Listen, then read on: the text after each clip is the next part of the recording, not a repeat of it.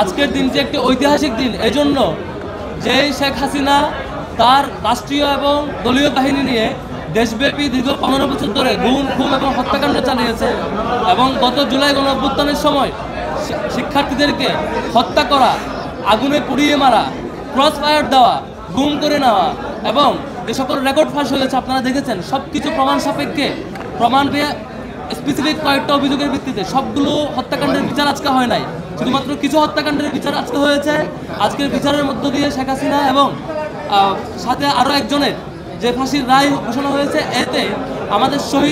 শহীদ পরিবার কিছুটা খুশি হলেও আমাদের আরও অসংখ্য মামলা যেগুলো এখনও পেন্ডিং রয়ে গেছে, অথচ এই ইন্টারিম গভর্নমেন্ট ক্ষমতায় আসার দীর্ঘ সময় পার হয়ে গেছে, যেখানে প্রায় মামলাগুলো মোটামুটি লেভেলে থাকা উচিত ছিল, সেখানে আজকে আমরা অনেক দিন পরে হলেও একটা মামলার রায় পেয়েছি। আজকে একটা রায় পাওয়ার মধ্য দিয়ে আমরা অন্তত এইটুকু খুশি যে